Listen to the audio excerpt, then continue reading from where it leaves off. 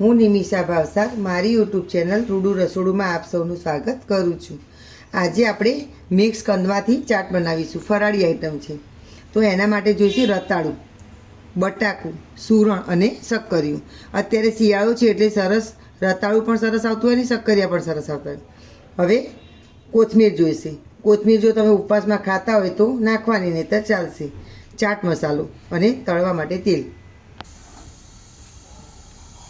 હવે આપણે આને બાફી લઈશું। થોડું 80% 60% જેવું આપણે બાફી લેવાનું આ બધું, ચારે ચાર કંદને, અને પછી આપણે એને ટુકડા કરીને તળી લઈશું। હવે આ બફાય, આ આપણું રતાળું અને શક્કરિયું અને સૂરણ બધું બફાઈ ગયું। હવે થોડુંક ઠંડુ થાય એટલે આપણે ટુકડા કરીશું। આ આપણું તેલ ગરમ થઈ ગયું છે। હવે આપણે વારા પરથી બધા ચારે ચાર કંદ આપણે તળી લઈશું। તો સૌથી પહેલાં મેં સૂરણ નાખ્યું, મીડિયમ તાપે તળવાનું, એકદમ ફૂલ પણ નહીં અને ધીમો ગેસ પણ નહીં, એટલે અંદરથી એકદમ સરસ ક્રિસ્પી થાય।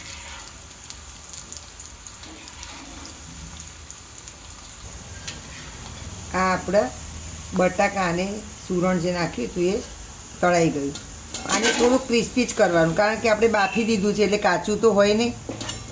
આ તો ખાલી ક્રિસ્પી કરવા જેટલું જ તળી લેવાનું। હવે રતાળું અને શક્કરિયા,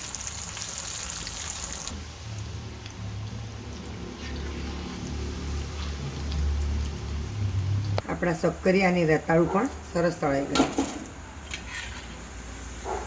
થોડું નીતારી અને તેલ નીતારી અને કાઢી લેવાનું।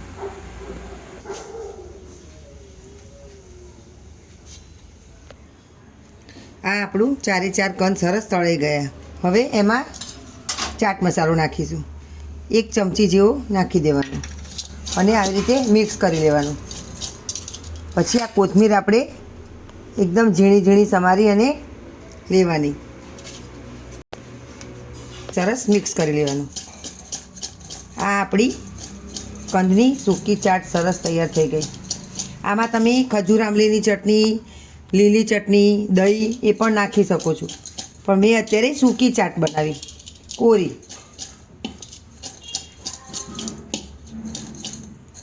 ડ્રાય જો કેવી સરસ લાગે છે। આમાં તમારે મરચું નાખવું હોય જો તીખાશ માટે તો નાખી શકો છો, પણ એકલા ચાટ મસાલાથી પણ સરસ લાગે છે। હવે આને આપણે સર્વ કરી દઈશું। આ આપણો મિક્સ કંદની ચાટ તૈયાર। આ આપણે સૂકી ચાટ બનાવી છે। જો આમાં તમે ઢીલી કરવી હોય ચટણીવાળી તો લીલી ચટણી, ખજૂર આમલીની ચટણી અને દહીં કે તમને જે ભાવતું હોય નાખી શકો છો, પણ આ ઉપવાસ માટે એકદમ સરસ રેસીપી છે અને શિયાળાની ઉત્તમ રેસીપી છે। હેલ્થ માટે પણ સારી, રતાળું સારું, એમાં વિટામિન વધારે હોય, સૂરણ પણ સારું, શક્કરિયામાં પણ વિટામિન બહુ હોય, તો આપણે પેટ પણ આપણું સરસ હેવી ભરાઈ જાય છે એનાથી। તો મારી આ વાનગી પસંદ આવી હોય તો મારી ચેનલ રૂડુ રસોડુંને સબસ્ક્રાઈબ કરશો અને બેલ આઇકોન પર પ્રેસ કરશો, અને તમારા ફ્રેન્ડ સાથે શેર કરવાનું ખાસ ભૂલતા નહીં। અને પ્લીઝ પ્લીઝ પ્લીઝ શેર કરજો અને બેલ આઇકોન પણ દબાવવાનું ભૂલતા નહીં। અને બનાવો તો મને કોમેન્ટ કરજો કે કેવી બને।